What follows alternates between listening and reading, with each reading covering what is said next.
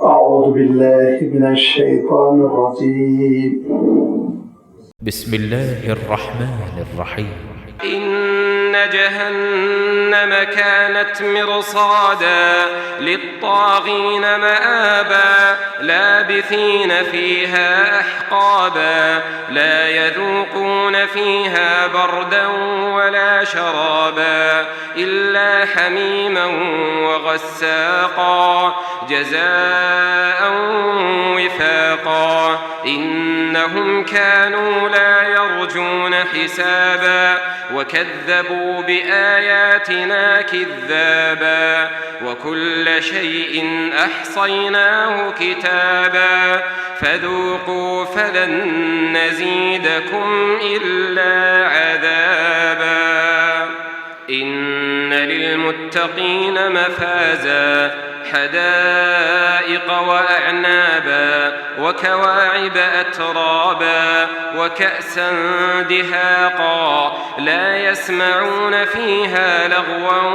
ولا كذابا جزاء من ربك عطاء حسابا رب السماوات والأرض وما بينهما الرحمن لا يملكون منه خطابا يوم يقوم الروح والملائكة صفا لا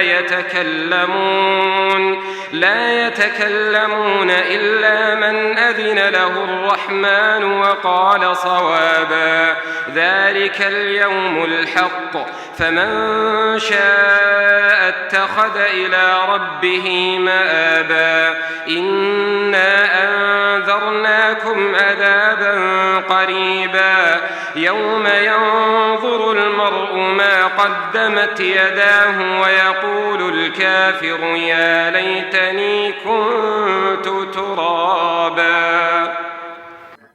صدق الله العظيم. الحمد لله رب العالمين والصلاة والسلام على سيد المرسلين وعلى آله وأصحابه أجمعين أما بعد. سورۃ النبا کی یہ 20 آیتیں ہیں جن کا سلسلہ آیت نمبر 21 سے شروع ہو کر 40 پر ختم ہو رہا ہے، اور پچھلی 20 آیتوں میں اللہ تعالیٰ نے جو بات ارشاد فرمائی اس کی تفسیر، اس کی وضاحت گزشتہ ایک بار آپ کی خدمت میں رکھی جا چکی ہے کہ بنیادی طور پر سورۃ النبا عقیدہ آخرت کی تلقین کرتی ہے۔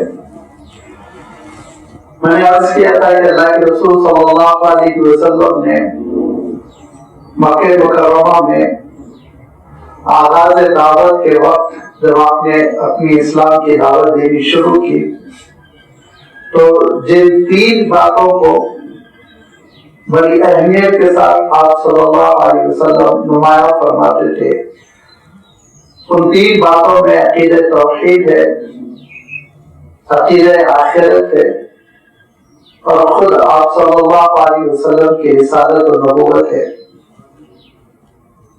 ابتدائی دور کی جتنی صورتیں آپ دیکھیں گے ان ساری صورتوں میں اللہ تعالیٰ نے یہی وہ 3 مضامین ہیں جن کو مختلف انداز میں بیان فرما، توحید کا تذکرہ، رسالت کا تذکرہ، آخرت کا تذکرہ۔ لازمی بات ہے توحید کے تذکرے پر مبنی صورتیں وہ سورۃ الانعام ہے، سورۃ الاعراف ہے، انبیاء علیہ السلام رسالت نبوت کی اہمیت پر مشتمل صورتیں۔ وہ آپ دیکھیں گے سورہ یونس سے سلسلہ شروع ہوا، سورہ ہود ہے، سورہ یوسف ہے، سورہ حجر ہے، سورہ نحل ہے، سورۃ الاسراء ہے، سورۃ الکہف ہے، سورۃ المؤمنون تک یہ سلسلہ، بلکہ سورۃ الفرقان تک یہ سلسلہ چلا۔ سورہ قاف سے جو صورتوں کا سلسلہ ہے اس میں زیادہ تر قیامت کا تذکرہ ہے، لیکن جب کبھی ہم یہ بات عرض کرتے ہیں کہ یہ صورت اس ٹاپک پر مشتمل ہے تو یہ فیصلہ ہرگز نہ کیجیے کہ صرف اور صرف وہی موضوع ہے اور دوسرا کوئی موضوع نہیں چھیڑا گیا، نہیں، ایسا نہیں ہے۔ زیادہ تر آیتوں کا تعلق ہوتا ہے، دیگر احکام بھی چلے آتے ہیں بیچ بیچ میں۔ لہذا یہ آخری منزل کی جو صورتیں ہیں، سورہ قاف سے جو شروع ہوا سلسلہ، اس میں آپ دیکھیں کہ ہر صورت میں کسی نہ کسی اسلوب میں قیامت کا تذکرہ ہے۔ اللہ یہ کہ بہت چھوٹی صورتیں ہوں، سورۃ الکوثر، سورۃ العصر، وہ ایک الگ بات ہے۔ سورہ نبا میں بھی اللہ تعالیٰ نے آخرت کا تذکرہ فرمایا، اور یہ تذکرہ اس طور پر ہے کہ عقیدہ آخرت کے سلسلے میں جس کی پہلی منزل عالم برزخ ہے، قبر کی منزل ہے، پھر دوسری منزل قیامت ہے، قیامت کی ہونا کی، قیامت کا برپا ہونا، اور تیسری منزل میدان حشر ہے، اور پھر جس کا آج تذکرہ آ رہا ہے چوتھا مرحلہ، جس کو ہم اور آپ کہہ سکتے ہیں کہ فائنل رزلٹ، نتیجہ، جہنم اور جنت، یہ دونوں چیزوں کا آج تذکرہ آ رہا ہے۔ لیکن اس سے پہلے کہ تم اگر بدعمالیاں کرو گے، انکار کرو گے، نافرمانی کرو گے، ظلم و زیادتی کرو گے تو جہنم کا مزہ تم کو چکھنا ہوگا۔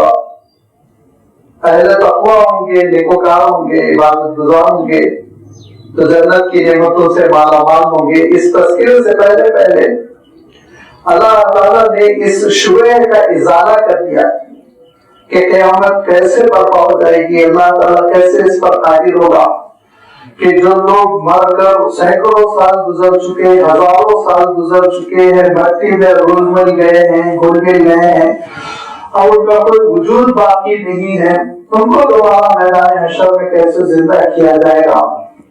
میدان حشر میں وہ اپنی باڈی کے ساتھ، اپنے جسم کے ساتھ کیسے کھڑے ہو جائیں گے۔ اس شبہ کا ازالہ فرماتے ہوئے، دور کرتے ہوئے اللہ تعالیٰ ارشاد فرماتا ہے کہ یہ ڈاؤٹ کیوں پیدا ہو رہا ہے تم کو، یہ شبہ کیوں پیدا ہو رہا ہے۔ نعوذ باللہ، اللہ تعالیٰ کو کمزور سمجھتے ہو، نعوذ باللہ، اللہ تعالیٰ کے کاموں میں ریزن نہیں ہے، لاجک نہیں ہے، سبب نہیں ہے، حکمت نہیں ہے۔ اللہ تعالیٰ ارشاد فرماتا ہے ذرا اپنے اندور میں بھی غور کرو، اپنے اطراف میں بھی غور کرو۔ انوائرمنٹل سائنسز جس کو آپ کہتے ہیں کہ آفاق میں بھی دیکھو، انفس میں بھی دیکھو، کہ تم غور کرو گے تو تین چیزیں بہت وضاحت کے ساتھ ثابت ہو جائے گی۔ ایک، اللہ تعالیٰ کی غیر معمولی قدرت، نمبر دو، وہ بڑا حکیم ہے، حکمت اس کی، نمبر تین، وہ رب ہے، ربوبیت ہے، ضروریات کی تکمیل فرماتا ہے۔ لہذا جب ہے وہ رب چاہنے والا، وہ خالق و مالک، ہماری ضروریات کی تکمیل کرتا ہے تو جو گھاس اور چارہ دیتا ہے اور کھانے کے لیے غلے دیتا ہے وہ انصاف نہیں کرے گا، وہ ظالموں کو بہتری کردار تک نہیں پہنچائے گا، وہ مظلوموں کو، نیکوکاروں کو نعمتوں سے مالا مال نہیں کرے گا۔ کیا یہ ربوبیت کا عقیدہ قبول کرتا ہے؟ نہیں کرتا ہے۔ جب تم اس کو رب مان رہے ہو، تربیت کرنے والا، پرورش کرنے والا، پالنہار، خیال رکھنے والا، ضرورتوں کی تکمیل کرنے والا، تو اتنی بڑی چیز سے وہ غافل ہو جائے، نعوذ باللہ، اس کو نظر انداز کر دے، نہیں ہو سکتا، عقل نہیں مانتی۔ لہذا عقل یہ کہتی ہے کہ آخرت ایک حقیقت ہے۔ نمبر دو، جیسے کہ میں نے عرض کیا، اس کا کوئی کام حکمت سے خالی نہیں ہے۔ لہذا اس روئے زمین پر اشرف المخلوقات کو جو آباد کیا، جو صلاحیتیں دی، اور اس کے ساتھ ساتھ جو نعمتوں کی بارش کر دی، طرح طرح کی نعمت، اس کو کاؤنٹ نہیں کر سکتا انسان، کھانے پینے کی چیزوں سے لے کر برتنے کی چیزیں، یہاں تک کہ ہمارے اپنے اعضاء، آرگنز، ہمارے سانس لینے کا طریقہ، ہاضمے کا طریقہ، یہ ساری چیزیں جو اللہ نے عنایت فرمائی، قوت گویائی دی، ذہانت دی، یہ ساری چیزیں اللہ تعالیٰ نے جو عنایت فرمائی یہ بس بیکار ہے، ایک کھیل ہے، ایک ڈرامہ ہو رہا ہے، اسٹیج پہ تماشا ہو رہا ہے، نعوذ باللہ۔ حکیم کا کوئی فیل، اچھا میں حکیم کہوں تو آپ یونانی حکیم مت سمجھیے، عربی میں حکیم کے بہت اونچے معنی ہیں، بہت لاجک والا، غیر معمولی، دانشمند، حکمت۔ حکیم کا کوئی عمل حکمت سے خالی نہیں ہوتا، ضرور اس میں حکمت ہوتی ہے، انسانوں کو بھیجا گیا ہے ایک حکمت کے ساتھ۔ اور جیسے کہ میں نے گزشتہ ایک بار بھی آیت کوٹ کی تھی، اللہ تعالیٰ نے صاف ارشاد فرمایا أَفَحَسِبْتُمْ أَنَّمَا خَلَقْنَاكُمْ عَبَثًا وَأَنَّكُمْ إِلَيْنَا لَا تُرْجَعُونَ فَتَعَالَى اللَّهُ الْمَلِكُ الْحَقُّ۔ اگر کوئی انسان یہ سمجھتا ہے کہ لوٹ کے اللہ کے پاس نہیں جانا ہے، یہی تماشا ہو رہا ہے دنیا میں، تو فرمایا اللہ تعالیٰ بیکار کاموں سے بہت بلند ہے۔ بیکار کام نعوذ باللہ، مولانا حقیقی بیکار کام نہیں کرے گا۔ فتعالى الله الملك الحق، اور سوچنا بھی اس کی شان میں گستاخی ہے۔ لہذا آخرت ایک حقیقت ہے، اس کی حکمت بھی تقاضا کرتی ہے۔ اب رہ گیا تمہارا شبہ کہ مجبور ہو گیا ہو کہ نہیں کر سکے گا، نعوذ باللہ، اس کی قدرت دیکھو، اور اس قدرت کی دلیل اللہ تعالیٰ نے بیان فرمائی کہ أَلَمْ نَجْعَلِ الْأَرْضَ مِهَادًا وَالْجِبَالَ أَوْتَادًا وَخَلَقْنَاكُمْ أَزْوَاجًا وَجَعَلْنَا نَوْمَكُمْ سُبَاتًا وَجَعَلْنَا اللَّيْلَ لِبَاسًا وَجَعَلْنَا النَّهَارَ مَعَاشًا وَبَنَيْنَا فَوْقَكُمْ سَبْعًا شِدَادًا وَجَعَلْنَا سِرَاجًا وَهَّاجًا وَأَنزَلْنَا مِنَ الْمُعْصِرَاتِ مَاءً ثَجَّاجًا۔ یہ بارش کا نظام، یہ نظام شمسی، سولار سسٹم، یہ دنیا، یہ گلوب، یہ آربٹ، یہ سیارے، یہ ستارے، یہ کہکشائیں، یہ گیلیکسیز، یہ کلسٹرز، ہر چیز بتا رہی ہے کہ اس کی قدرت میں کوئی کمی نہیں، نعوذ باللہ، اس کے نظام میں نکما پن نہیں ہے، کس شان کے ساتھ اس نے پیدا کیا۔ ارشاد فرمایا دیکھو تمہارے لیے ہم نے اس زمین کو جھولا بنا دیا، بچہ جیسے جھولتا ہے کس قدر آرام سے، اس کو نہ ڈر ہوتا ہے، نہ خوف ہوتا ہے، نہ اس کے بڑوں کو، والدین کو، دادا دادی، نانا، کسی کو خوف نہیں، بچہ آرام سے جھولے میں سو گیا ہے۔ فرمایا بالکل ایسے تمہارے لیے ہم نے زمین کو بنا دیا کہ زمین جھول رہی ہے، دوڑ رہی ہے، گھوم رہی ہے۔ میں نے ایسا کیا تھا نا کہ جو آربٹ ہے جس میں ایک سال میں زمین چکر لگاتی ہے، وہ کتنا بڑا فاصلہ ہے، کتنا بڑا فاصلہ ہے، 150 ملین کلومیٹر، 150 ملین کلومیٹر۔ ہر ایک ملین کو آپ 10 لاکھ سے تبدیل کر کے آپ حساب لگائیے، اور پھر اس کی رفتار کا عالم یہ ہے کہ 1 گھنٹے میں تقریباً 16,000 کلومیٹر کا فاصلہ طے کر دیتی، 16,000 کلومیٹر کا فاصلہ۔ 1 منٹ چاہیے آپ کو یہاں سے دہلی پہنچنے، اگر اس رفتار کی آپ وہیکل بنانے میں کامیاب ہو جائے۔ ابھی تو مسئلہ یہ ہو رہا ہے کہ ہمارے ایروپلینس کی رفتار 1000-1200 سے بڑھانے کی کوشش کر رہے ہیں، تو زبردست قسم کے خطرات، ایک تو اس کے آواز کا مسئلہ ہو رہا ہے، اور دوسرے یہ کہ باڈی جل جانے کا ڈر پیدا ہو رہا ہے۔ لیکن مولا کی شان دیکھیے کہ یہ آپ کا گلوب ہوائیں لے کر، گیسز لے کر، مخلوقات کو لے کر، سواریوں کو لے کر، بلڈنگز کو لے کر، بھرے بھرے سمندروں کو لے کر اس تیزی کے ساتھ سفر کرتا ہے، چکر لگا رہا ہے۔ پھر اس کے ساتھ ساتھ وہ 24 گھنٹے والی گردش بھی ہے اس کی، سورج کے اطراف ایک چکر ہے، اور پھر وہ اپنا خود ایک اس کی 24 گھنٹے والی گردش ہے۔ یہ کیا قدرت ہے مولا کی، کیا نظام ہے اللہ تعالیٰ کا۔ تھوڑا تو راستہ بھٹک جائے، کہیں تو دوسری طرف چلی جائے، کتنی ٹرینیں ہیں شہروں میں گھس جاتی، کتنے پلین ہیں غائب ہو جاتے ہیں، سمندروں میں ڈوب جاتے ہیں، پتہ ہی نہیں چلتا، کتنی کشتیاں ہیں ڈوب جاتی، لیکن اللہ تعالیٰ نے ایسی کشتی فضا میں چلا دی کہ راستہ نہیں بھٹکتی۔ کتنے ہزار سال سے چل رہی ہے، ابھی تک سائنس نہیں بتا سکی کتنے ہزار سال اس کو چلنا ہے، کب تک چلنا ہے، بس اللہ کے علم میں، قیامت تک چلنا ہے اس کو۔ اتنی قدرت والا پروردگار یہ دو بارش کے انسانوں کو میدان حشر میں جمع نہیں کر سکتا، عاجز ہو جائے گا، مجبور ہو جائے گا، کمزور ہو جائے گا۔ نہیں، ارشاد فرمایا کہ ہرگز نہیں، آرام سے جمع کر دے گا، کیونکہ اے انسان تیرے ذرے پورے اس دھرتی میں بکھرے ہوئے، وہ ذروں کو بس دھرتی کو گول ہلانا ہے، جمع کرنا ہے، کھڑا کر دینا بہت آسان ہے اللہ تعالیٰ کے لیے۔ لہٰذا میدان حشر میں اللہ تعالیٰ انسانوں کو برپا کر دے گا، کھڑا کر دے گا۔ ان یوم الفصل کان میقاتا، وہ فیصلے کا دن طے شدہ ہے، اس کے سلسلے میں کوئی شک و شبہ نہ کرو۔ یوم ینفخ فی الصور، بس ایک سور پھونکا جائے گا، اللہ کے حکم کی تعمیل ہوگی، میدان حشر برپا ہوگا۔ فتأتون افواجا، فوج در فوج، گروپس میں، گروہ در گروہ دوڑتے ہوئے تم میدان حشر میں جمع ہونے لگو گے۔ میں نے عرض کیا تھا، ایک حدیث کوٹ کی تھی جس کو امام زمخشری نے اپنی تفسیر کشاف میں، اور امام ثعلبی نے اپنی تفسیر میں، امام قرطبی نے اپنی تفسیر میں اس حدیث کو کوٹ کیا کہ اللہ کے رسول صلی اللہ علیہ وسلم سے حضرت معاذ نے یہ پوچھا کہ اے اللہ کے رسول یہ کیا ہے گروہ در گروہ، فوج در فوج میدان حشر میں کیسے جمع ہوں گے؟ تو اللہ کے رسول صلی اللہ علیہ وسلم نے فرمایا تم نے بہت بڑی بات پوچھی۔ اللہ کے رسول صلی اللہ علیہ وسلم کی آنکھوں سے آنسو ٹپک پڑے۔ پھر آپ صلی اللہ علیہ وسلم ارشاد فرماتے ہیں دو گروہ میں تو یوں ہی بٹے ہوئے ہوں گے، ایک گروہ کا چہرہ چمک رہا ہوگا چاند کی طرح، شادمانی، مسرت، کامیابی کا ان کو ایک خوشخبری مل چکی ہوگی، کامیابی کی بشارت مل چکی ہوگی۔ دوسرا گروہ، اس گروہ کے بھی ٹکڑے ٹکڑے ہوں گے۔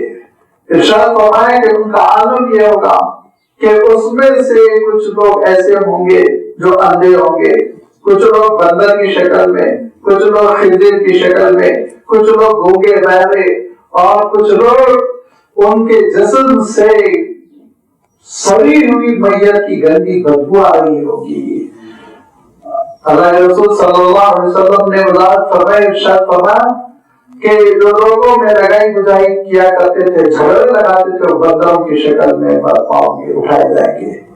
آپ صلی اللہ علیہ وسلم ارشاد فرماتے ہیں کہ جو عقل صحت ارشاد فرمایا آپ نے، صحت ایک اصطلاح ہے جس کے معنی ہے ہر قسم کی ناجائز آمدنی، جو حرام کھایا کرتے تھے، ارشاد فرمایا وہ خنزیر کی شکل میں اٹھائے جائیں گے۔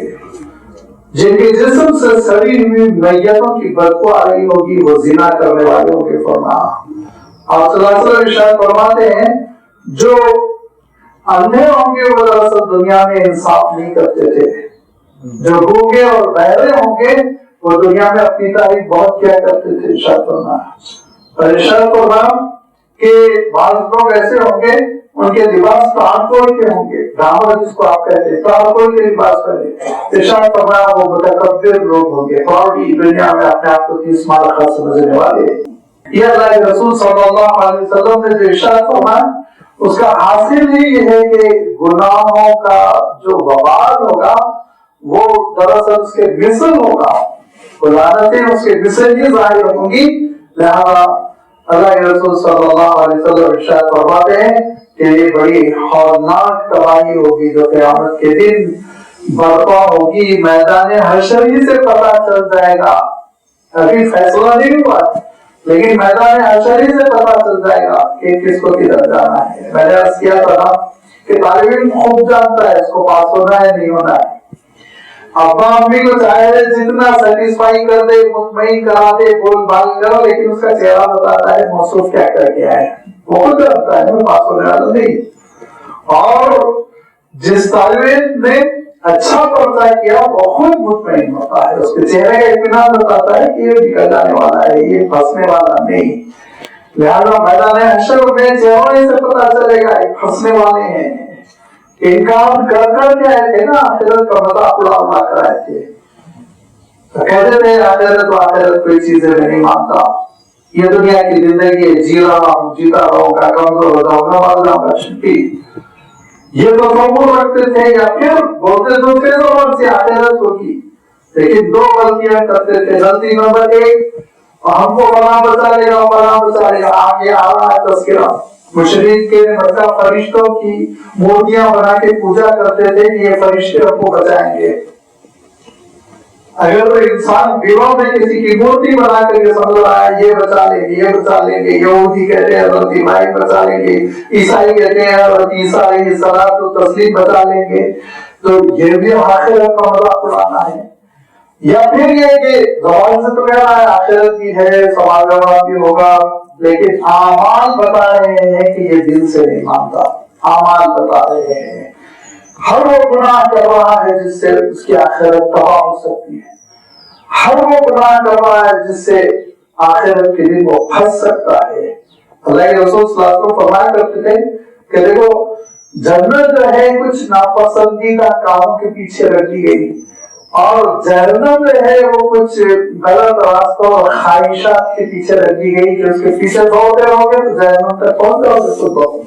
لہٰذا فرمایا کہ میدان حشر سے پتا چلے گا کہ اب کیا حشر ہونے والا ہے، وہی اعلان ہو جائے گا وَامْتَازُوا الْيَوْمَ أَيُّهَا الْمُجْرِمُونَ، مجرموں کی صفحے الگ کرو، یہ گندے لوگ ہیں، یہ پاک متقی اور اہل اللہ کے ساتھ کھڑے ہونے کے قابل نہیں ہے، دھکے دے دے کر ان کو الگ لائنوں میں لگا دیا جائے گا، اور وہیں سے سمجھ میں آئے گا کہ نام اعمال آ رہا ہے، بائیں ہاتھ سے مل رہا ہے، پشت کی جانب سے آ رہا ہے، چہرے پوجے جا رہے ہیں، گردن اکڑی جا رہی ہے، آگے نہیں بڑھنا چاہتے میزان عمل کی طرف، فرشتے دھکے دے دے کے آگے بڑھا رہے ہیں، یہ تباہی میدان حشر سے شروع ہو جائے گی۔ فرمایا کہ دیکھو ان جہنم کانت مرصادا، آج جو آیتیں پڑھی گئی ان میں پہلی 21ویں آیت میں اللہ تعالیٰ ارشاد فرماتا ہے اس وقت کا عالم یہ ہوگا کہ بے شک جہنم گھات لگائے ہوئے ہوگی، گھات لگائے ہوئے۔ ابھی تو آج کل ذرا شکار وکار کا رواج ختم ہو گیا، قانونی طور پر پابندی ہے، تو پرانے لوگوں سے آپ پوچھئے کہ شیر ہے، چیتا ہے، اپنے شکار کے لیے کیسے جنگل میں گھات لگا کے چھپ کے بیٹھتا ہے، اور جہاں اس کا شکار غافل ہو کے قریب آیا اس کو چک لیا، لپک کر اس پر حملہ کر دیا۔ اس کو کہتے ہیں مرصاد، گھات لگا کر بیٹھنا، گھات لگانا، ایک خطے کا اردو میں اس کا ترجمہ کر سکتے ہیں۔ ان جہنم کانت مرصادا، جہنم اس دن گھات لگائے ہوئے ہوگی، مجرموں کو اچھل اچھل کر، کافروں کو، منکروں کو اچھل اچھل کر پکڑ رہی ہوگی، آگ کے شعلے لپٹ لپٹ کر آ رہے ہوں گے، جیسے کہ خود پچھلی صورت میں گزر چکا ہے کہ اس کی چنگاریوں کا عالم یہ ہوگا کہ بہتی ہوئی اونٹنیوں کی طرح وہ چل رہی ہوں گی، ایسے شعلے ہوں گے۔ ان جہنم کانت مرصادا للطاغین مآبا، وہ جہنم دراصل سرکشوں کا ٹھکانہ ہوگی۔ طغا اصل میں عربی میں کہتے ہیں اپنے لیمٹ کو کراس کر جانا، اسی لیے ہمارے حضرات کی بزرگ جانتے ہیں کہ موسیٰ ندی میں طغیانی آتی تھی، یہی تغابن ورڈ سے وہ لفظ استعمال کیا جاتا تھا۔ اب تو دھیرے دھیرے ساری پیاری پیاری اصطلاح ہے وہ معلوم ہوتی چلی جا رہی ہے، اور اب ہماری نئی نسلوں پہ یا تو انگلش ہے یا ہندی ہے، زبان زد ہو چکی ہے، لیکن طغیانی آنا اس کو کہتے تھے جب پانی لیمٹ کراس کر لیتا تھا، گاؤں میں گھس جاتا تھا، سڑکیں ڈوب جاتی تھی، سیلاب آ جاتا تھا، تو طغا یہ اس کے معنی ہوتے ہیں لمٹ کراس کرنا، حد سے تجاوز کر جانا، اور اسی سے پھر لفظ بنا ہے طاغی، جس کے معنی وہ سرکش لوگ، وہ مجرم جو اپنی حدوں کو پار کیے ہوئے ہیں، ظلم کر رہے ہیں تو حد پار کیے ہوئے ہیں، گناہ کر رہے ہیں تو حد پار کیے ہوئے ہیں، حرام مال کما رہے ہیں تو حدوں کو پار کیے ہوئے ہیں، بے ایمانی کر رہے ہیں تو حدوں کو پار کیے ہوئے ہیں۔ اور انسان کا مسئلہ ایسا ہوتا ہے کبھی کبھی غلطی ہو جاتی ہے لیکن وہ حد کو نہیں پار کرتا، اس کو احساس ہوتے ہی وہ توبہ کرتا ہے، اس کو احساس ہوتے ہی وہ پھر اپنے حد میں آ جاتا ہے، اس کو طاغی نہیں کہتے، طاغی کہتے ہیں اس کو جو سرکش ہو گیا، بے قابو ہو گیا، منمانی کر رہا ہے، حدوں کو پار کر رہا ہے، شریعت نے جو حدیں کھینچ دی ہیں ان حدوں کو کراس کر کے جا رہا ہے۔ اللہ کے رسول صلی اللہ علیہ وسلم بہت پیاری مثال دیتے تھے، اللہ کے رسول صلی اللہ علیہ وسلم ارشاد فرماتے تھے دیکھو ہر ملک کی سرحد ہوتی ہے، ہر ملک کی سرحد ہوتی ہے، بارڈر جس کو آپ کہتے ہیں، اور بارڈرز پہ آپ جائیں گے تو ہر ملک اپنے بارڈر کے لیے تار وار لگا کر، دیوار وغیرہ بنا کر سیو کرتا ہے، پھر پڑوسی ملک وہ چند فیٹ کے فاصلے پہ وہ اپنی وہ لگا لیتا ہے، फेंसिंग, जाली, दीवार, कोई भी अलामती चीज। आप सल्लल्लाहु अलैहि वसल्लम इरशाद फरमाते हैं, देखो अल्लाह ताला के दीन की भी सरहदें हैं, अल्लाह ताला के दीन की भी सरहदें हैं, उसको पार न करो, उसको क्रॉस करोगे ना तो हो जाओगे, बर्बाद हो जाओगे। अब अगर मसलन कोई सीधा साधा देहाती किसान चलते चलते चाइना में दाखिल हो जाए, क्या होगा ऐसा मालूम आपको? सीधा जेल, और ऐसी जेल वकालत करने वाला कोई वकील नहीं होगा, सवा देते हैं जेलों में। आपने पढ़ा होगा ना कि पहले राह कर दिए गए, भेज दिए गए वापस मुल्कों को। तो यही हदों को क्रॉस करने की वजह से अल्लाह ताला इरशाद फरमाता है कि अल्लाह ताला ने जो हलाल किया है वो दरअसल मुल्क है हमारा, इसमें हमको जीना है, और जो हराम है वो सरहदें हैं, दूसरी तरफ हमको ले जाती है, हराम के करीब प्रॉफिट को इरशाद फरमाया।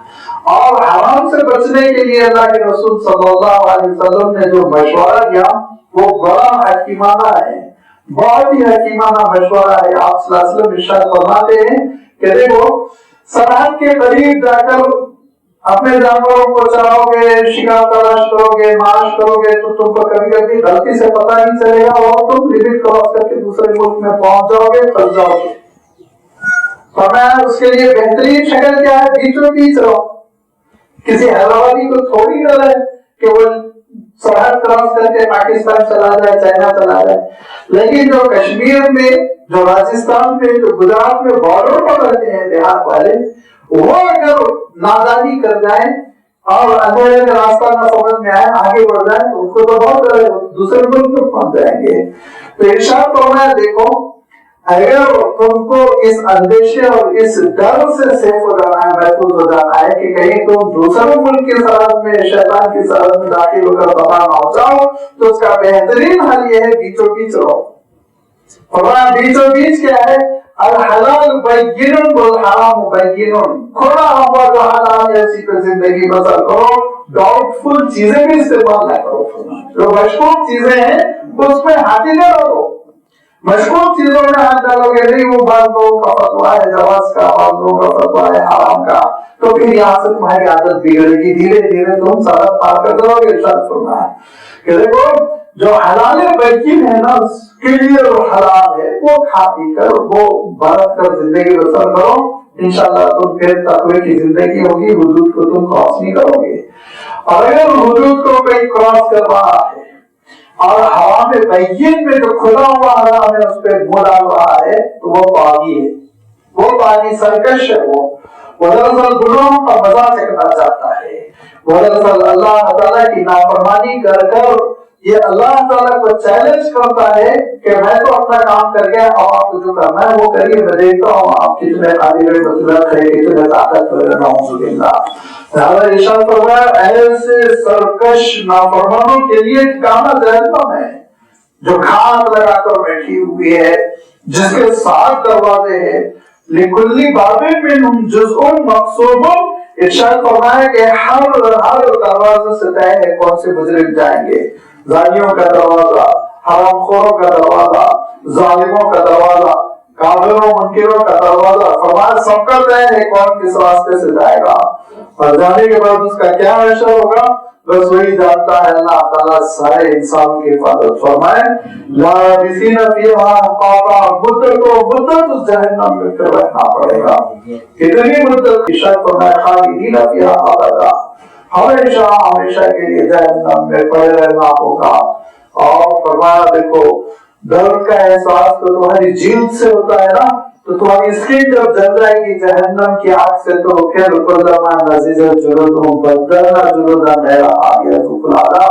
जब ये जिल्द जलेगी, ये स्किन जल जाएगी, चमड़ा जल जाएगा, नया चमड़ा देगी हम तुमको, ताकि फिर दोबारा सोजिश, तपिश, तकलीफ, चीख चीख के जहन्नमी कहेगा, वो जो जहन्नम के दारोगा होंगे उनसे कहेगा कि अल्लाह ताला को पैगाम दो कि मैं मर जाऊं, अब मौत का फैसला कर दीजिए। लेकिन इरशाद फरमाया मौत को खुद मौत आ चुकी होगी, मौत का हमेशा पड़े रहना होगा, हमेशा सजा भुगतनी होगी।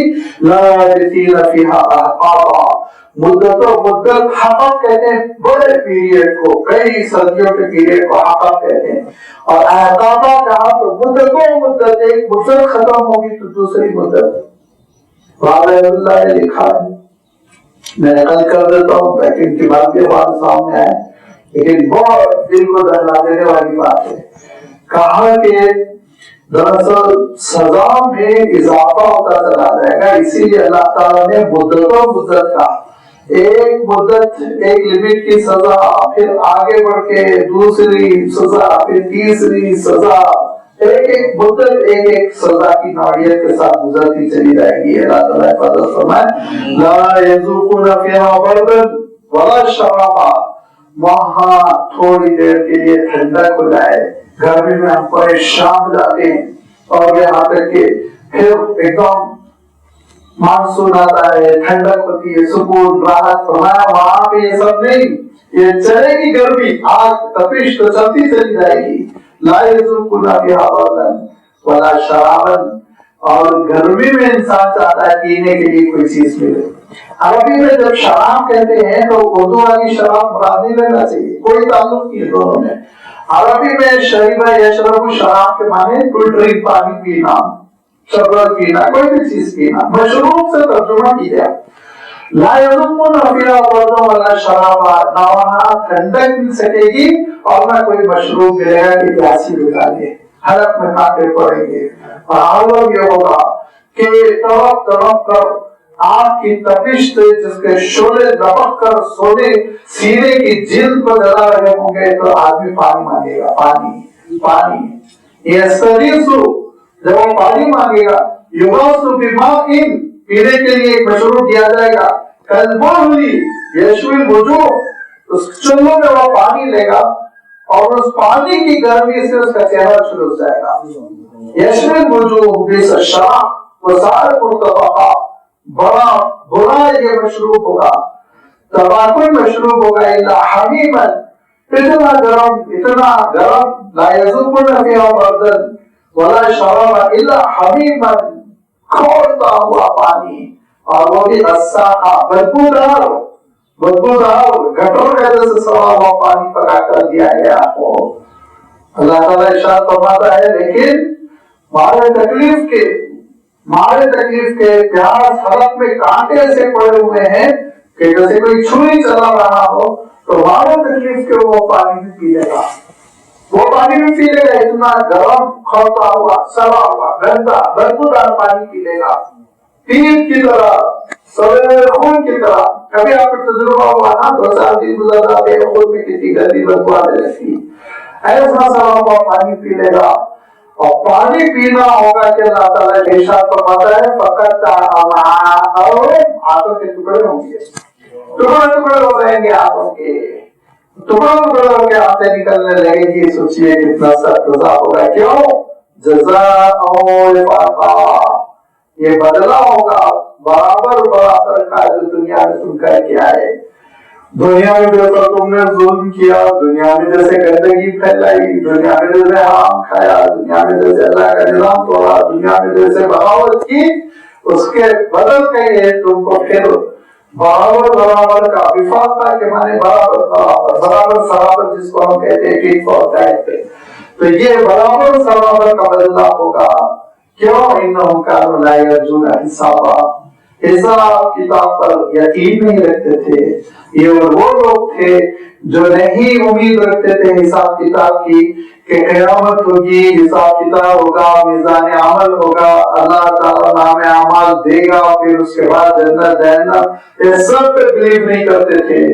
اندھی زندگی بسر کرتے ہوئے وَكَذَّبُوا بِآيَاتِنَا كِذَّابًا، اور ہماری آیتوں کو بری طرح جھٹلا دیا کرتے تھے، بری طرح مذاق اڑاتے، ڈیبیٹ کرتے، گندی باتیں کرتے اور تبصرے کرتے اور اس کو دقیقتوں سے کی باتیں قرار دینے کی کوشش کرتے۔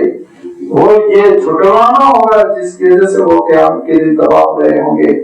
ایک ایک ان کی بدعملی کو، ایک ایک گناہ کو گن گن کے رکھا جائے گا۔ وَكُلَّ شَيْءٍ أَحْصَيْنَاهُ كِتَابًا، ہر جرم کو ہم نے کتاب میں ریکارڈ کر رکھا۔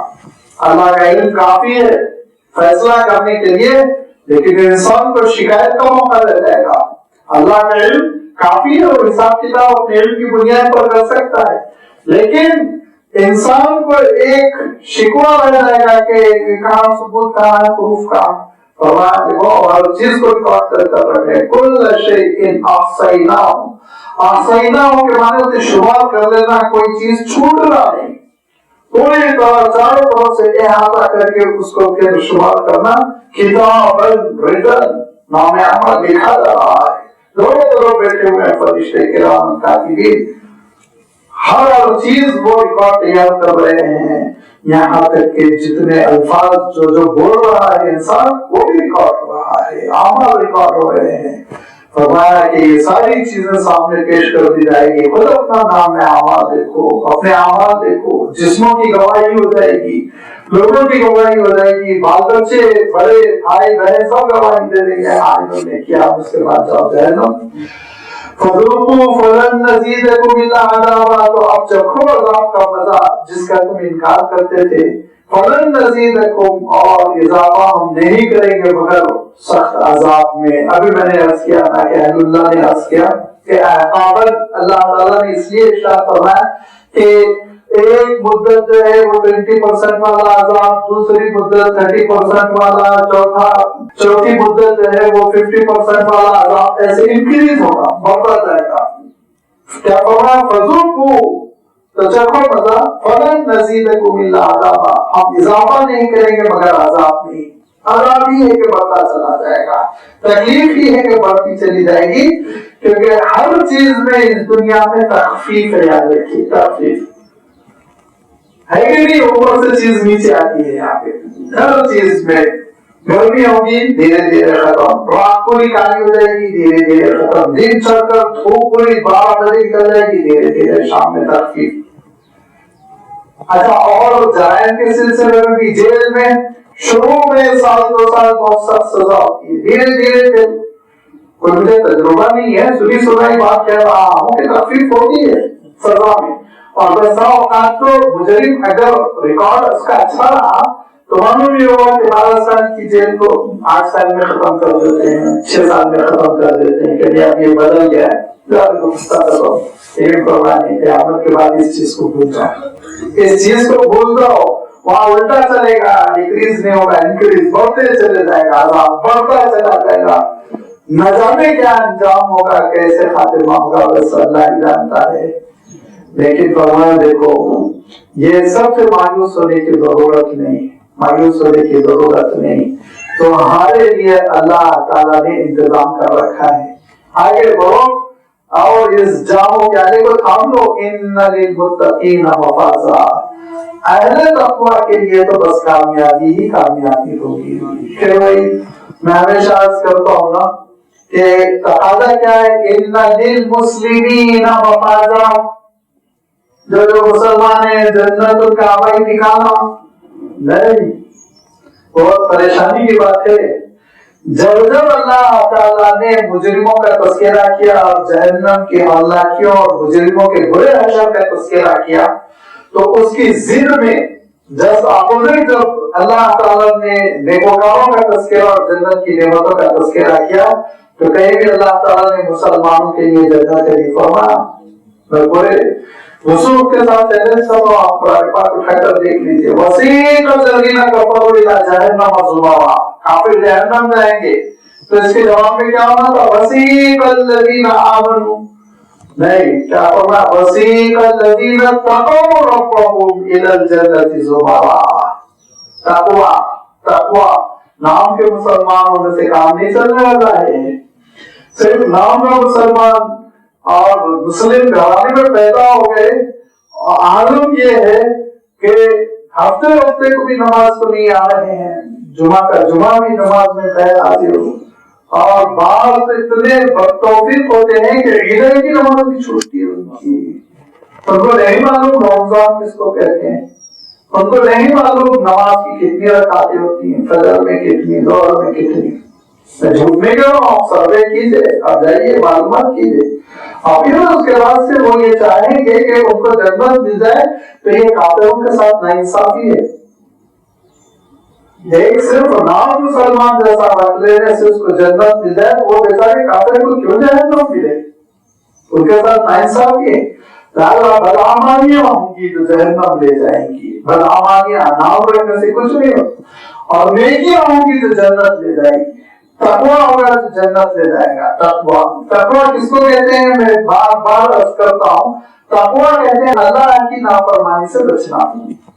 بس اتنا آ جائے انسان کے اندر کہ میں تو قدم اٹھا رہا ہوں، یہ میرے مولا کی مرضی کے خلاف تو نہیں جا رہا ہے، نافرمانی کی طرف تو نہیں جا رہا ہے، میں تو یہ طریقے معاش اپنا رہا ہوں حرام تو نہیں، میں جو اپنے اہل تعلق سے، پڑوسی سے، بھائی سے معاملہ کر رہا ہوں وہ شریعت کے خلاف تو نہیں ہے، میں جو لباس پہن رہا ہوں وہ شریعت کے خلاف تو نہیں ہے۔ یہ سوچ لینا تقویٰ ہے۔ بس خود بخود انسان کے اندر احتیاط پیدا ہو جاتی ہے کہ اللہ کی مرضی کے خلاف میں لے جاؤں گا۔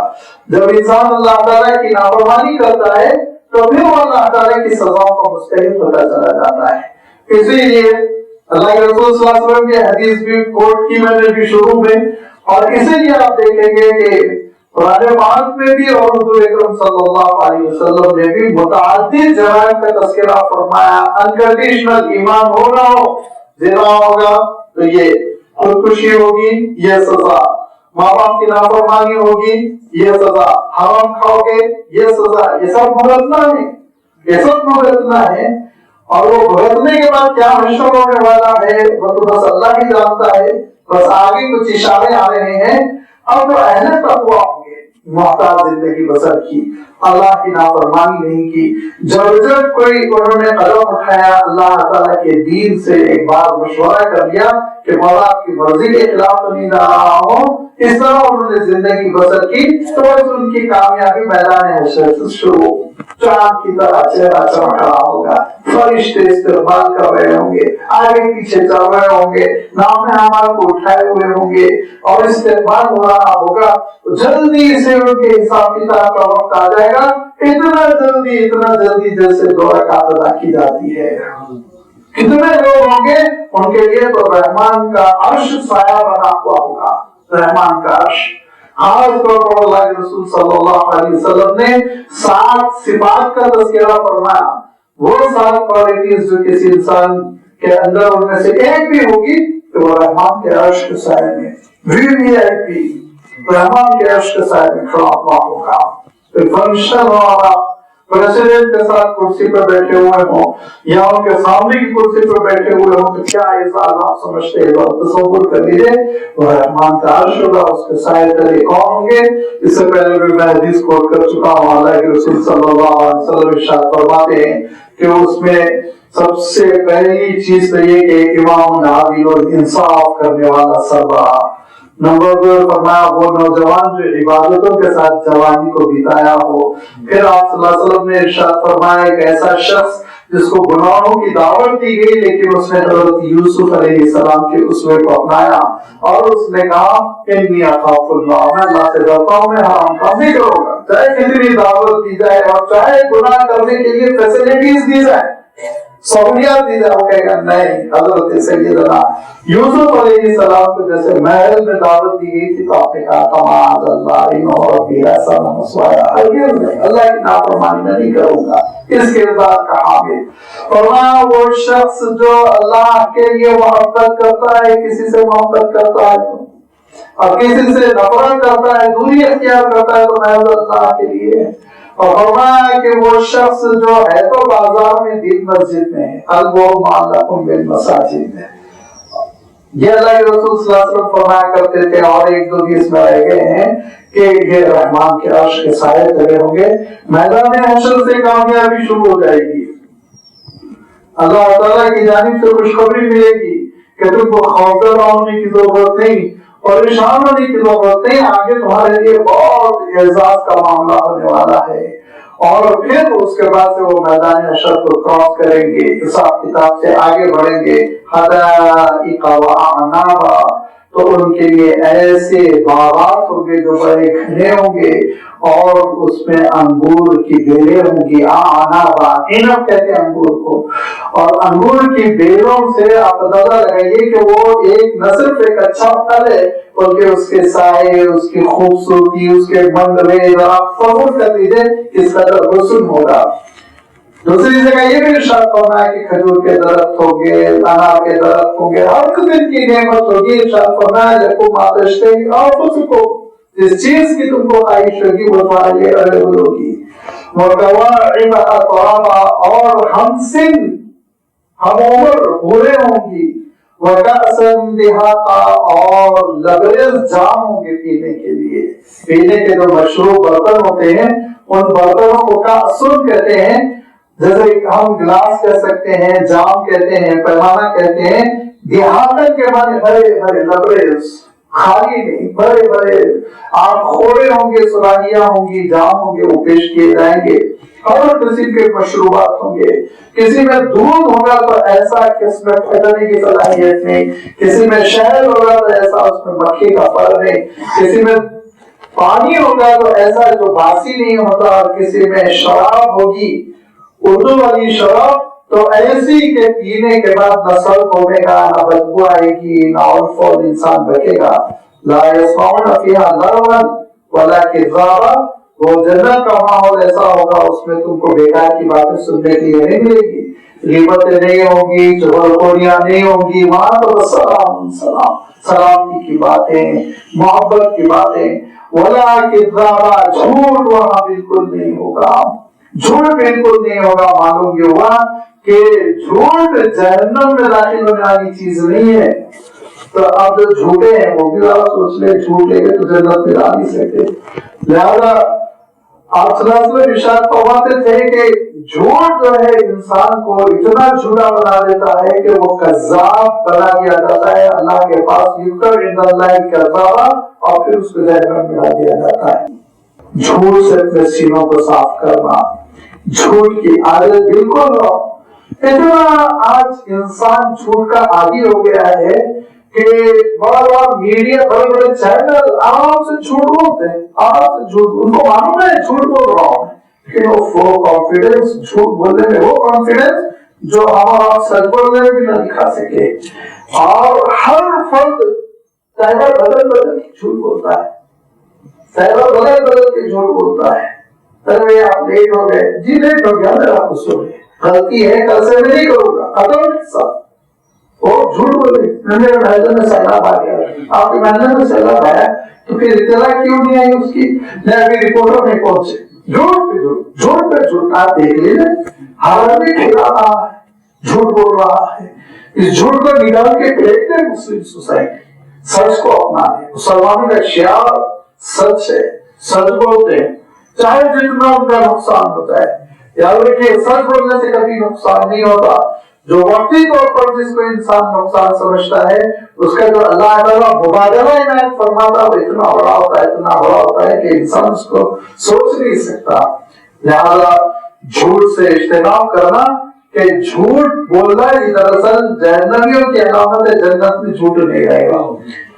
اب جو جھوٹ کے عادی ہے وہ سوچ لے جنت میں کیسے گزارا ہوگا، تو ان کو تو منہ پہ تالا لگا دینا پڑے گا. جھوٹ کے عادی زندگی بھر جھوٹ بولے ہوئے. لہذا ابھی ہم اپنے اندر جنتیوں کی صفات پیدا کر دیں، جنت میں خوش رہنے کے لیے. ایسا ہو جنت میں کھلن اور نعوذ باللہ جھوٹ بولنے موقع نہیں مل رہا ہے. ایک صاحب نے کہا نا مجھے بیڑی پینے کا موقع ملے گا کہ نہیں ملے گا جنت میں. تو جن بزرگ سے پوچھا مولانا عاطف صاحب مرحوم سے، تو میں نے کہا بیڑی تو ضرور ملے گی، جلانے کے لیے جہنم جانا پڑے گا آپ کو، پھر وہی ٹھکانا آپ اپنا کر لے گا. یہ جب جہنمیوں کی صفات اللہ نہ کرے، اللہ نہ کرے کوئی اپنائے گا تو جنت میں گھٹنوں میں لگے گی نا. جنتیوں کی صفات ہم اپنائیں، دنیا میں سچ بولنے کے عادی ہوں، اکل حلال کے عادی ہوں، عمدہ چیزوں کے عادی ہوں، ہمارے وجود سے خوشبو ہے، معطر رہے وجود، تو پھر انشاءاللہ جنت میں بھی مزہ آئے گا. فرمایا لا يسمعون فيها، نہیں سنیں گے وہ لوگ اس میں لغوا، بیکار کی باتیں، یوزلیس قسم کی چیزیں جو دنیا میں چلتی ہیں. ولا کذابا، اور نہ ہی جھوٹ. جزاء من ربک عطاء حسابا، اور یاد رکھو ایک ایک نیکی کو اللہ تعالیٰ ضائع نہیں کرے گا. یہ بدلہ ہوگا تمہارے رب کی جانب سے ایک ایسا عطیہ جو حساب کتاب کے ساتھ ملے گا. حساب کیسے ہوگا اس کو اللہ تعالیٰ نے خود قرآن مجید میں ارشاد فرمایا. بعض نیکیاں ایسی ہوں گی 10 گنا اجر، بعض نیکیاں ایسی ہوگی 70 گنا، بعض نیکیاں ایسی ہوگی 700 گنا، بعض نیکیاں ایسی ہوگی 7,000 گنا، بعض نیکیاں ایسی ہوگی 7 لاکھ گنا اجر مل رہا ہوگا۔ اس نیکی کے پیچھے جو انٹینشن ہے، نیت ہے، جو جذبہ ہے، جو حالات ہے، جو سچویشن ہے، جن حالات میں کبھی کبھی حالات ایسے ہیں کہ سب نیکی کر رہے ہیں، ہم بھی مجبور ہو کر نیکی کرتے ہیں، اللہ تعالیٰ ضائع نہیں کرے گا، اجر عنایت فرمائے گا۔ لیکن کبھی کبھی حالات پورے نامساعد ہے، مخالف ہے، نیکی کرنا مشکل ہو رہا ہے، لیکن اس وقت جب اللہ کا بندہ نیکی کرتا ہے تو اللہ بھی اس کی وجہ قدردانی کرتا ہے۔ ایک ہی نیکی کی قیمت بڑھتی ہے گھٹتی ہے، یاد رکھیے، لیکن کوتاہی نہیں ہوگی، ضائع نہیں ہوگی کوئی نیکی۔ ہر نیکی کو اللہ تعالیٰ فَمَن يَعْمَلْ مِثْقَالَ ذَرَّةٍ خَيْرًا يَرَهُ، مثقال ذرہ برابر، مثقال کے معنی ذرہ، ایٹم، ذرے کے برابر بھی کسی کے پاس نیکی ہے تو ضائع نہیں ہوگی، اس خیر کا اجر اس کو ملے گا۔ کس کی جانب سے؟ میں نے عرض کیا تھا، شروع میں نے یہ بات عرض کر دی تھی، آپ ذہن میں رکھیں کہ جو پروردگار میرا اور آپ کا پالنہار ہے، اور جو ہماری پرورش وہ بے خیالی کے ساتھ، غفلت کے ساتھ نہیں کرتا، بڑی محبت کے ساتھ، چاہت کے ساتھ کرتا ہے، ایک ایک چیز کا وہ خیال رکھتا ہے، اور ہر موقع پہ ضرورت کو فراہم کرنے والا، ایسا چاہنے والا رب، وہ رب تم کو ایسے ہی چھوڑ دے گا نہیں۔ رب السماوات والارض، جو رب زمین و آسمان کا، وما بینہما، اور ان کے درمیان ساری چیزوں کا، وہ رب تمہاری نیکیوں کی قدردانی کرے گا۔ کیوں؟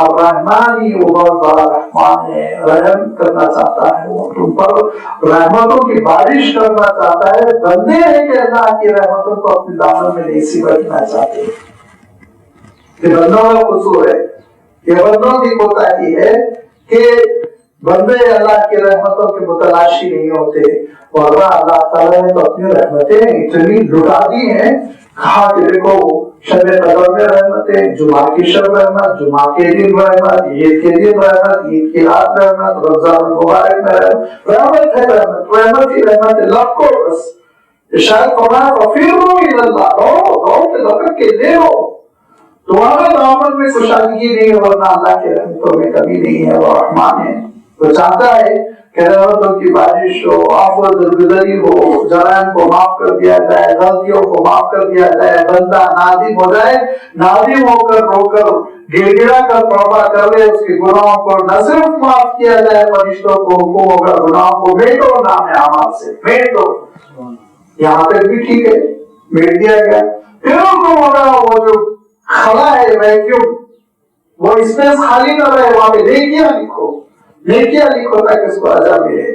سچے دل کے ساتھ توبہ کی، اس کا دل نادم ہوا تھا، وہ رویا تھا رات میں اٹھ کے کہ مولا میں کیا غلطی کر گیا، اس کی شرمندگی مجھے پسند آ گئی، لہٰذا اس گناہ کی جگہ نیکی لکھو، جتنا بڑا گناہ اتنی بڑی نیکی لکھ دو۔ یہ رحمان، یہ شان ہے اس کی۔ اس رحمان سے مایوس ہو کر کیوں تم زندگی بسر کرتے ہو؟ اور اگر یاد رکھو اس پروردگار، اس رحمان سے، اس کریم رب سے، اس کی رحمتوں سے منہ پھیر کے زندگی بسر کرو گے تو پھر تم آخرت کے دن اس کو کیا مت کھاؤ گے؟ لا یملکون منہ خطابا، اس سے کلام بھی نہیں کر سکو گے، بات بھی نہیں کر سکو گے، آواز بھی نہیں کر سکے گی تمہاری، اس سے خطاب ایڈریس کرنا، خطاب کے معنی ہوتے ہیں، اس سے کوئی کلام نہیں کر سکو گے، کیونکہ عالم بھی ہوگا اس کے جلال کا، یوم یقوم الروح والملائکۃ صفا، حضرت جبرائیل امین بھی کھڑے ہوئے ہوں گے، فرشتے بھی لائن سے کھڑے ہوئے ہوں گے، یہاں سے وہاں تک لاکھوں فرشتے جن کو کاؤنٹ نہیں کیا گیا، اتنی بڑی ان کی صف فرشتے بھی ہوں گے، انبیاء علیہ الصلوۃ والتسلیم بھی صف میں بستہ کھڑے ہوئے ہوں گے ادب احترام کے ساتھ، لا یتکلمون، اس کے جلال کی وجہ سے کوئی کچھ نہیں بول رہا ہوگا، بس میزان عمل پر پیشیاں ہو رہی ہوں گی، کو جہنم کی طرف چھوڑا جا رہا ہوگا، نیکوکاروں کو جنت کی طرف لے جایا جا رہا ہوگا، اور کسی کے اندر مجال نہیں ہوگی حجت کرے، زبان لڑائے، بے جا قسم کا کلام کرے، کوئی غلط سلط بات کرنے کی کوشش کرے۔ آج کل کیا ہوتا ہے، مجھے بھی پکڑ میں آ گیا اور معلوم یہ ہوا جج صاحب نے فیصلہ کر دیا کہ جاؤ تم کو جیل ہوگی، گالیاں دیتا ہے، اس کو معلوم ہے آگے کیا ہو سکتا ہے، جلد جائے گا، بکواس کرتا ہے، چیختا ہے، پکارتا ہے، فرمایا یہ سب بھول جاؤ قیامت کے دن، اس دن عالم یہ ہوگا لا یتکلمون، کوئی کلام نہیں کر سکے گا، انبیاء علیہ السلام بھی کلام نہیں کریں گے، فرشتے بھی کلام نہیں کریں گے، ہاں الا من اذن له الرحمن، وہی گفتگو کرے گا جس کو رحمان کی جانب سے اجازت ہو۔ جب اللہ تعالیٰ اجازت دے گا تو پھر وہ گفتگو اللہ کے رسول صلی اللہ علیہ وسلم کی گفتگو ہوگی، شفاعت کبریٰ ہوگی، انبیاء علیہ السلام کی شفاعت ہوگی، انبیاء علیہ السلام کی شفاعت کریں گے، پھر شہداء شفاعت کریں گے، صدیقین شفاعت کریں گے، مؤذنین کو بولنے کا حق دیا جائے گا، گواہی جو پڑھاتے تھے وہ بولیں گے، اور اس طرح سے مختلف لوگوں کو مختلف انداز میں شفاعت اور سفارش کا جو مقام دیا جائے گا وہ ان کے اکرام کے لیے ہوگا، بس کہ دنیا میں تم حقیق سمجھتے تھے، آج دیکھو ان کا مقام کیا ہے۔ اور لیکن اس کے معنی یہ نہیں ہے کہ وہ لوگ جھوٹ کو سچ، سچ کو جھوٹ بولے، دنیا میں جیسے گواہیوں میں ملاوٹ ہو جاتی ہے، فرمایا نہیں وقال صوابا، جو بولیں گے سچ بولیں گے، بالکل سچ بولیں گے، جتنا بولنا، جتنے نمبر دینا اتنے نمبر دیں گے، وہ جتنی سفارش کرنا اتنی سفارش کریں گے۔ اور پھر اس کے بعد سے ذالک یوم الحق، یہ حقیقی دن ہے، سچ ہے، انکار نہ کرو۔ فمن شاء اتخذ الی ربہ مآبا، تم میں سے جو چاہے اپنے رب کے راستے کو اپنا لے، بیان سب کر دیا گیا ہے، اختیار دے دیا گیا۔ فمن شاء، جو تم میں سے چاہتا ہے، اتخذ، اپنا لے، الی ربہ مآبا، اپنے رب کے پاس ٹھکانہ، جنت کو اپنا ٹھکانہ بنا لے، اس کی خوشنودی کو اپنا راستہ بنا لے۔ اِنَّا أَنذَرْنَاكُمْ عَذَابًا قَرِيبًا، ہم تم کو آگاہ کر رہے ہیں کہ قریبی عذاب کے، کہ ایک عذاب ہے جو بہت قریب ہے، بہت قریب ہے، اس کو دور نہ سمجھو، اس کا دور نہ سمجھو۔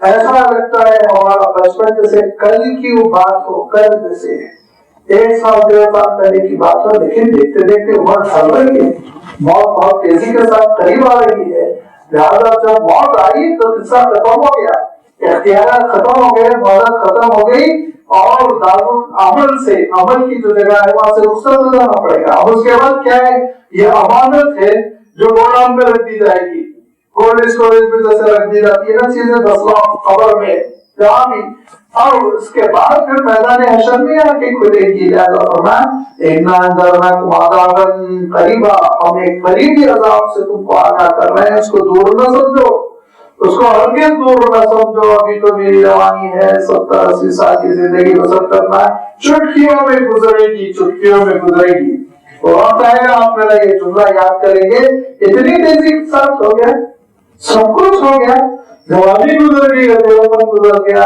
ہم بڑھاپے کی دہلیز پر آ گئے، بہت قریب آ گئی۔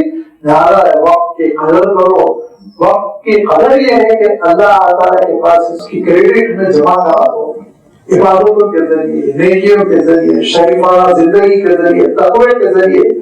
وہ دن ایسا ہوگا یوم ينظر المرء ما قدمت یدہ، کہ اس نے جو ہاتھوں سے کمایا ہوگا وہ بھیج چکا ہوگا، وہاں پہ جمع ہو چکا ہے، اس کو ہم نے نکال کے تبدیل نہیں کر سکتے۔ جو 1 سال میرا پچھلا گزر چکا ہے، وہ سال میں جو جو میں نے کیا وہ سب اس کے پاس محفوظ ہے، اب اس کو میں بلا کر ریوائز نہیں ہوگا، ریویژن نہیں ہے، وہ تو ہو گیا صرف۔ لہٰذا یاد رکھو، جو کوئی پوری کی پوری زندگی تم اللہ تعالیٰ کے پاس محفوظ کروا رہے ہو، اگر گناہوں سے پر ہوگی تو مصیبت ہے، نیکیوں سے پر ہوگی، نیکیوں سے بھری ہوئی ہوگی تو پھر ان للمتقین مفازہ کرنا۔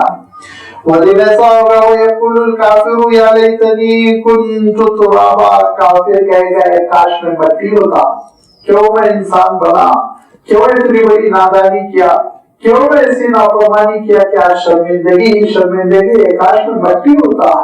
اور جو سب سے بڑا کافر ہے اس کے سلسلے میں کہا، سب سے بڑا کافر کون ہے؟ ابلیس ہے نا، شیطان، وہ ابلیس جس کو ہمارے پاس بزرگ بلا وجہ فرشتوں کا ٹیچر بنانے کی کوشش کرتے ہیں، معلم الملائکہ، نہ کتاب میں نہ سنت میں، کہاں سے گریڈنگ کرتے ہیں، کہاں سے عہدے تقسیم کرتے ہیں، پتہ نہیں، سمجھ میں نہیں آتا، نہ وہ معلم الملائکہ ہے نہ وہ فرشتہ ہے، یاد رکھیے کان من الجن، وہ جن کا ایک فرد تھا. اور بعض لوگ تو ایسا دین کا مذاق اڑاتے ہیں، میرا دل گھبراتا ہے کہ کہیں اللہ کا عذاب نہ آ جائے. کیا کہتے ہیں سب سے بڑا موحد تو ابلیس تھا، نعوذ باللہ. کس کو کیا مذاق اڑا رہے ہو توحید کا تم؟ وہ موحد ہوتا تو نافرمانی کرتا اللہ کے دربار میں. سب سے بڑا کافر، سب سے گندا ترین کافر.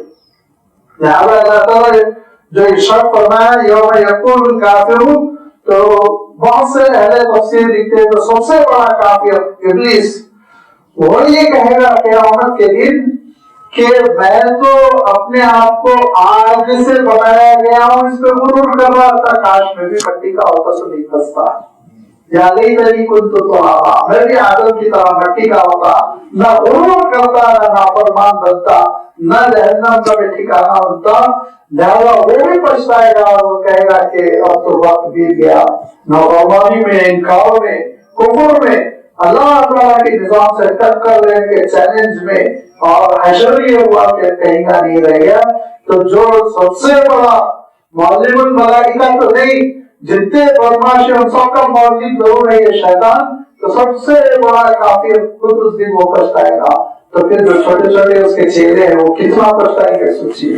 اس دن اللہ تعالیٰ نے ارشاد فرمایا حسرت سے ہاتھ ملتے رہ جاؤ گے، لیکن اس دن کی حسرت فائدہ نہیں پہنچائے گی. اللہ تعالیٰ ارشاد فرماتا ہے اور اس دن کا پچھتاوا فائدہ نہیں پہنچائے گا، آج کا پچھتاوا فائدہ پہنچائے گا. آج کرو توبہ، آج کرو اللہ کی نافرمانی سے، اللہ تعالیٰ کے نظام سے بغاوت، اللہ تعالیٰ کی حکم عدولی سے آج توبہ کرو، اس کے رحمتوں کو تھامو، اس کے رحمتوں کے دامن میں آ جاؤ، فرما بردار بن جاؤ، تقویٰ پیدا کر لو. پھر اس دن تم ناز کرو گے، اس دن تم شادمان ہو جاؤ گے، کامیاب ہو جاؤ گے.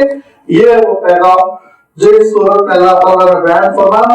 اور پھر آپ دیکھیں گے کہ یہی وہ قیامت کا تذکرہ ہے جو سورۃ النازعات میں بھی جاری ہے، لیکن ایک عجیب انداز میں کہ روح کیسے قبض ہوتی ہے جب تم کو پتا چل جائے گا آخرت کس کو کہتے ہیں، قیامت کس کو کہتے ہیں. وہ تذکرہ انشاءاللہ سورۃ النازعات میں آئے گا آئندہ اتوار، اس کی وضاحت آپ کی خدمت میں رکھی جائے گی. وآخر دعوانا الحمد للہ رب العالمین.